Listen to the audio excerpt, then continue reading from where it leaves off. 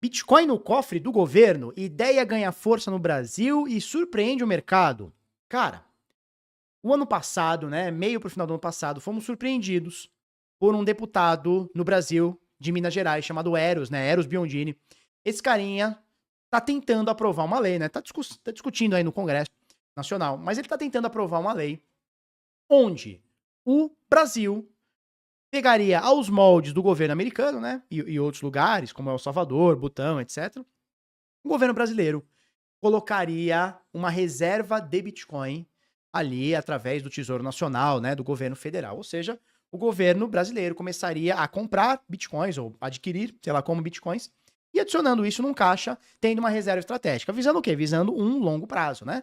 Então hoje o Bitcoin, sei lá, 80, 90, 100 mil. Vamos comprar quando tiver 1 milhão. Porra, a gente multiplicou o nosso dinheiro por 10, né? Imagina isso numa casa de bilhões de dólares, né? Legal.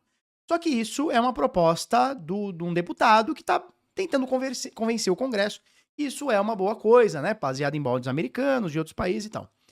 Só que agora, cara, o chefe de gabinete do vice-presidente da República, que é esse carinha aqui, né? O Geraldo Alckmin, que é o Pedro Henrique Giocondo Guerra, ele disse no evento que o Bitcoin não pode mais ser ignorado como reserva de valor. Eu nunca trouxe isso aqui no canal, mas eu conversando com alguns players, eles me disseram, antes dessa matéria, bem antes, eu já sei disso há algum tempo, que o chefe de gabinete do Geraldo Alckmin, que é o Pedro Henrique, é um Bitcoiner ferrenho, tá? Já ouvi isso de mais de uma fonte. E o vice, o chefe de gabinete do vice, o Pedro, é um cara pró-Bitcoin. Ele pró-Bitcoin, pelo que me falaram, de verdade, não é? Ah, eu acho Bitcoin interessante. Não, é um cara que, inclusive, dizem que tem Bitcoin. Não consigo te comprovar, tá? Então eu já vi isso de mais de uma fonte diferente falando sobre isso, que o carinha do Alckmin é um cara pró-Bitcoin. E, cara, se ele é o chefe de gabinete do presidente, cara, ele é o braço direito do vice-presidente, ele é o braço direito do vice-presidente, que é um dos braços direitos ali do presidente. Então a gente pode entender que existe um movimento no governo que não é nulo a criptomoedas, que não é em branco a criptomoedas. Existe um cara lá dentro que aparentemente, segundo minhas fontes, é um Bitcoiner e ele pode trabalhar em prol do Bitcoin ali dentro, né? E aí ele disse num evento que o Bitcoin não pode mais ser ignorado como uma reserva de valor. Por quê? Porque ele está vendo os Estados Unidos numa corrida para se aprovar ali formas de comprar Bitcoin, adquirir Bitcoin. Estados americanos estão correndo ali na sua. Tem governo de Butão. E aí já falamos sobre China querendo rever esse pacote. A Rússia querendo rever esse pacote. Inclusive, Rússia e China já negociaram mais de uma vez petróleo em USDT e Bitcoin. Ou seja, já tem cripto na parada. Ou seja, a gente está vendo agora países olharem para o Bitcoin. O próprio presidente Milei, lá aqui de baixo, aqui, nossos irmãos aqui da Argentina, que deve estar feliz, né, que goleou o Brasil por 4-1. O próprio Milei é um cara pró-Bitcoin, né? É um cara que já quis abrir o mercado lá na Argentina, enfim, sobre Bitcoin. E aí, cara, a ideia é que o Brasil poderia manter uma parte de suas reservas em Bitcoin, como faz com dólar e ouro. Toda vez que o dólar sobe muito, você vai ouvir falar o seguinte, cara, o Banco Central tá fazendo leilão de dólar. O que é leilão de dólar? É pegar dólar que eles têm e queimar no mercado, tá? Como que você queima dólar no mercado? Você precisa ter. Como é que eu vou vender algo que eu não tenho? Então o governo tem reserva de dólar, tem reserva de ouro e pode ter reserva de Bitcoin, segundo aqui Pedro Henrique Giocondo Guerra, que é o homem aqui do vice-presidente, que é o Geraldo Alckmin. Ou seja, porra, alto escalão do governo a gente tá falando, né? E isso deixou de ser conversa de entusiasta cripto e passou a circular nos corredores do poder. E o movimento, embora ainda inicial, já chama a atenção de investidores e analistas. Nesta quarta-feira, dia 25 de março, durante um evento oficial em Brasília, um representante do vice-governo Geraldo Alckmin, do vice-presidente do Geraldo Alckmin, do PSB, defendeu abertamente que o país discuta a criação de uma reserva estratégica de valor em Bitcoin. Ele participou de um evento na Frente Parlamentar pelo Brasil Competitivo, FPBC, quando proferiu a fala. A fala foi feita por Pedro Giocondo Guerra, chefe de gabinete de Alckmin, e surpreendeu ao vir de dentro do próprio governo Lula, que até então se mostrava distante sobre o debate de criptomoedas. Vale lembrar, turma, e aí você vai entender como teoria da conspiração, você vai entender como... Não sei como é que você vai entender, e eu não quero dar opinião nenhuma, eu só vou te dar o fato. Quem é o homem do governo Lula? O Alckmin é o vice, mas quem é o homem do governo Lula após o Lula? É o Fernando Haddad, correto? que é o cara que cuida da economia, das finanças do Brasil. Esse cara, Fernando Haddad, ele tem um sobrinho. Ele tem um sobrinho. Esse sobrinho dele, que é o Guilherme Haddad Nazar, Guilherme Nazar, que é Haddad, ele é sobrinho do Fernando Haddad. Esse carinha, ele é o diretor da Binance no Brasil. Ou seja, ele acima dele no Brasil não tem ninguém. Só tem em nível Latam, talvez, e nível, né, mundial. Ou seja, ele se reporta diretamente ali com o Richard Teng, a gente sabe que é o CZ que se reporta, mas enfim, ele se reporta ali direto com o Richard Teng, que é o CEO da Binance. Tá? Então, hoje, o Haddad, que é, porra, o ministro da Economia, né? É ministro da Economia. É o Poste, né? O pessoal chama do Poste. O sobrinho dele tem o maior cargo diretivo na maior empresa de criptomoedas do mundo, no Brasil. Então ele é diretor da Binance. E mesmo assim, o pessoal considera que o debate do governo sobre criptomoedas está distante. E eu concordo. Ele é o maior Latam, né?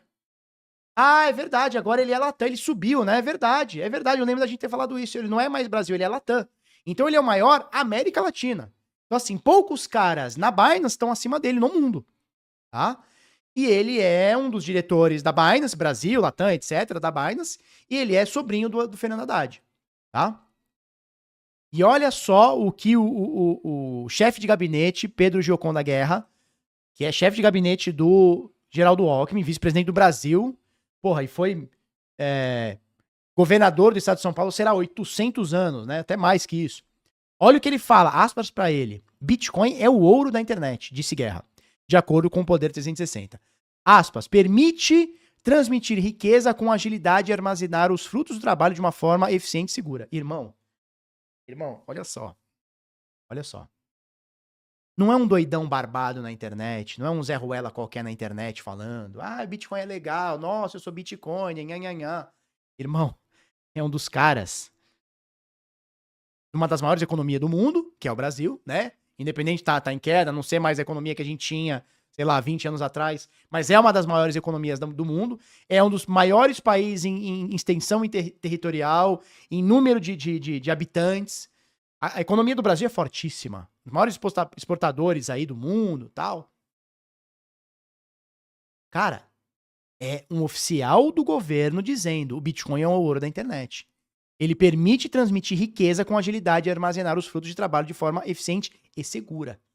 Entendeu? Não é um Zé Ruela da internet falando, né? Fica o tempo inteiro repetindo a mesma coisa. Não, cara, é um cara do governo. E aí você vê um cara do governo no Brasil, um cara do governo na Argentina, um cara do governo nos Estados Unidos, um cara do governo na Europa, um cara... Cara, isso tá acontecendo, velho. Se você falasse pra mim 12 anos atrás, fala, Felipe, o governo, o vice-presidente vai falar, né? O chefe de gabinete do vice-presidente vai falar sobre Bitcoin. Eu falo, irmão, você tá variando.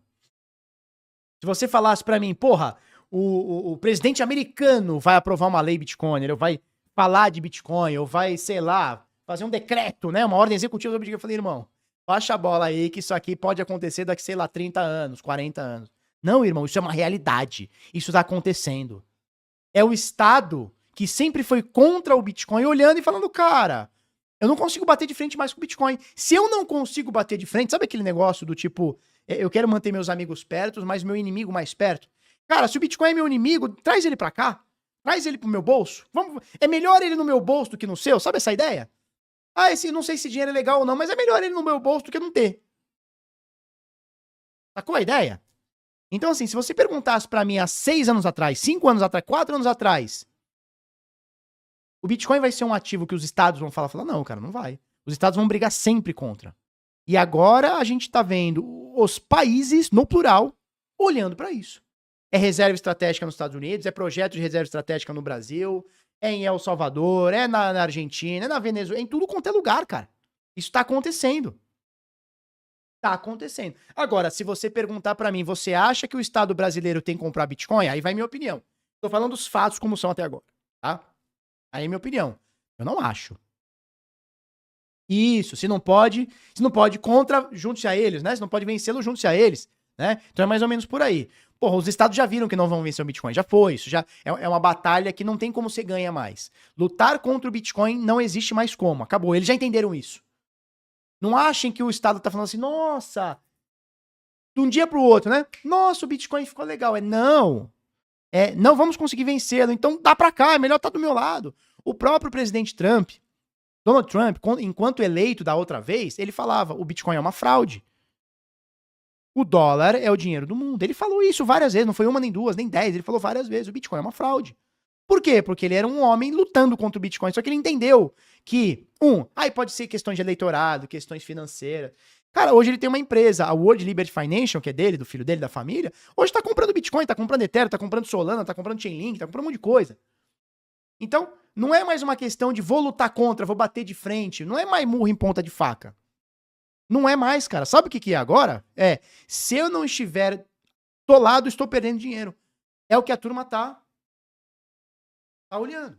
Aí se você perguntar pra mim, Felipe, você acha que o Estado brasileiro tem que comprar Bitcoin? Não, não acho.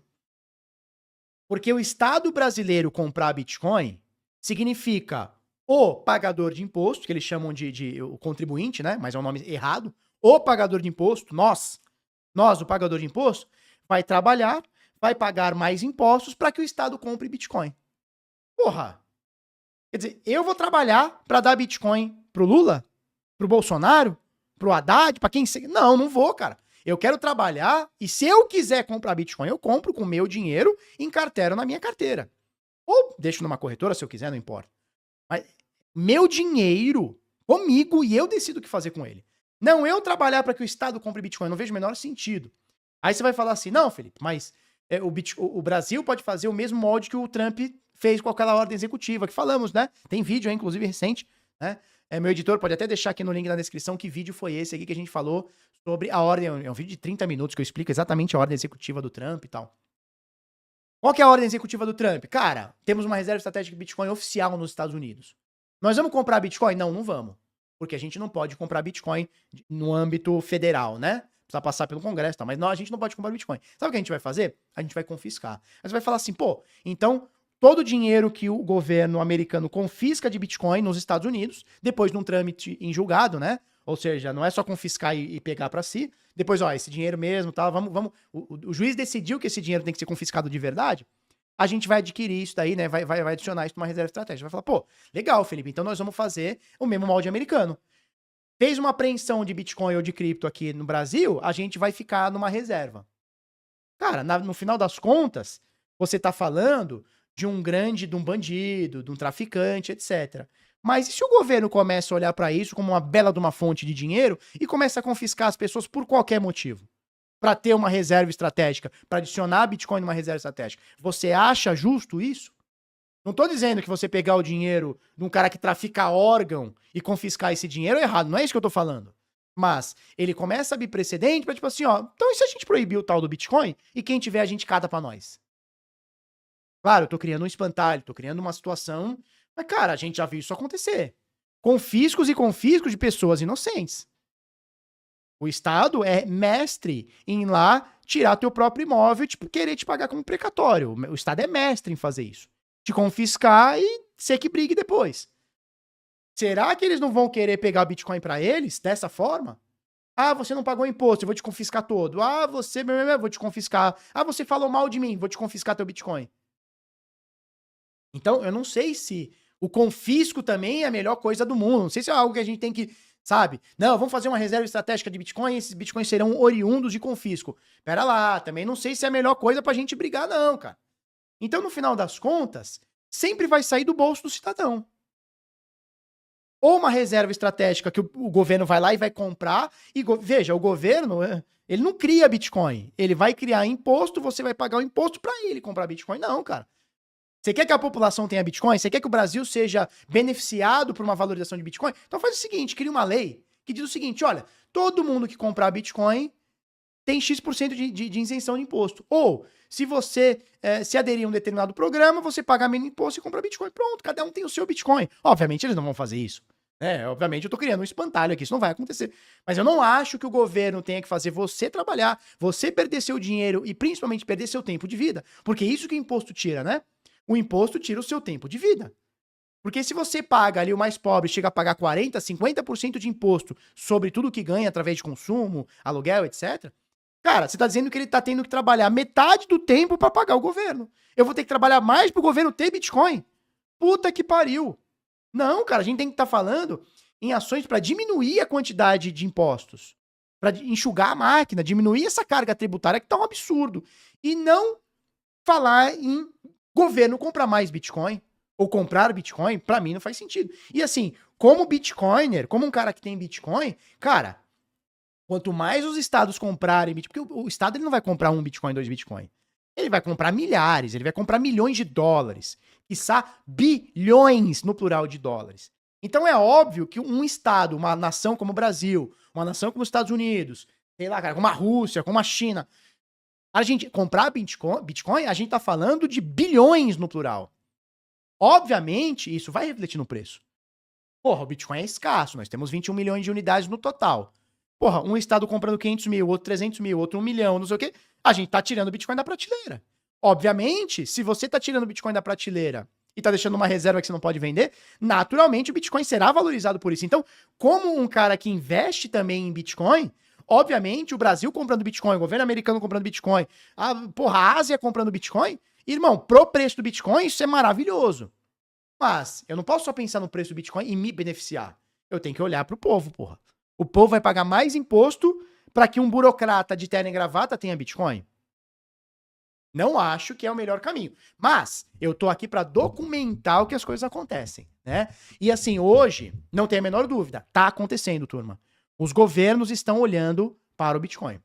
Em 2021, 22, eu fiz um evento, eu e o Marcelo fizemos um evento lá em Sorocaba, evento presencial, tá? Foi gravado, a gente transmitiu lá no Cripto 360. Puta, foi um puta evento legal.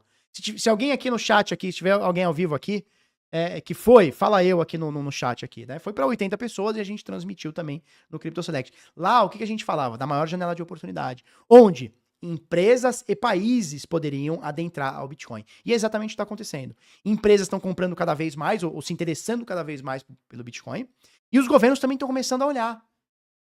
Hoje, de forma concreta, nós temos 2 países oficialmente comprando Bitcoin. Nós temos Butão, que é um país pequeno, mas já tem mais de $1 bilhão em Bitcoin, e nós temos El Salvador, com mais de $500 milhões em Bitcoin. Né? São países pequenos, que não afetam tanto assim a economia global, mas já é uma entrada. E aí, ó, o Francisco tava lá, ó. Peraí. Francisco tava lá, show de bola, show de bola. Tá? Com a bandeirinha aqui do NFT do Crypto Select, né? Bem legal. Do DeFi do Zero, inclusive, né? DeFi do Zero. Show de bola. Cara, e a gente falou sobre a principal janela de oportunidade, que seria esse ciclo. Onde quem tá olhando pro Bitcoin? Empresas e países. E é exatamente o que tá acontecendo. Empresas estão olhando cada vez mais, países estão olhando cada vez mais. A gente ainda não teve um grande país, mas já tem um burburinho que a China tá querendo mexer naquele banimento que fez em 2021, que foi o maior erro e nós falamos na época, é um erro da China. Ela vai perder mercado com isso. Né? E ela pode comprar Bitcoin. Cara, já tem registro oficial, não é o Felipe tá falando, da Rússia e da China negociando petróleo em Tether e em Bitcoin. Já tem registro oficial. Não é um achismo. A Rússia e a China já negociaram petróleo, óleo, gás com Bitcoin, com Tether, stablecoin de dólar. Né? A gente tá falando do governo da Coreia do Norte ter Bitcoin quase que de forma oficial, através dos roubos lá do Grupo Lazarus, que é financiado pelo governo norte-coreano. Ou seja, cara, a gente tá numa era que os governos estão olhando pro Bitcoin no seguinte sentido. Cara, eu preciso ter. E isso é uma mudança muito grande, ou seja, o Bitcoin, ele tá se tornando um ativo globalizado. Aí você vai falar assim, mas eu não queria que o Estado tivesse, não queria que grandes empresas tivessem. Cara, não existe isso. Se a gente fala do Bitcoin como um ativo de uso global, se algum dia a gente almeja que o Bitcoin seja um ativo de uso global, cara, ele vai passar por uma empresa, ele vai passar por um governo, por um governante, por um CEO. Ou vocês acham que é só a gente, só os pobrinhos que vai ter Bitcoin? Não, cara, vai todo mundo olhar pra isso. E chegamos nesse momento. E vou te falar, nós estamos numa escala muito pequena. Isso vai, cara, arregaçar. Porque a hora que o governo americano se aprovar e começar a comprar Bitcoin, vai ser a corrida do ouro. Lembra da corrida do ouro? Já ouviu falar na corrida do ouro? Estuda a corrida do ouro. Vai acontecer a corrida com o Bitcoin. É assim, ó, quem não ter, tem que ter, porque vai ficar sem. Vai virar um fomo desgraçado. Todo mundo vai querer ter o seu. E nós já estamos no iniciozinho dela. Isso vai ficar muito grande. Quem tá antecipando nisso, cara, Quem tá se antecipando, escuta o que eu vou falar, tá? Isso é sério. Quem tá se antecipando nisso, vai no futuro agradecer.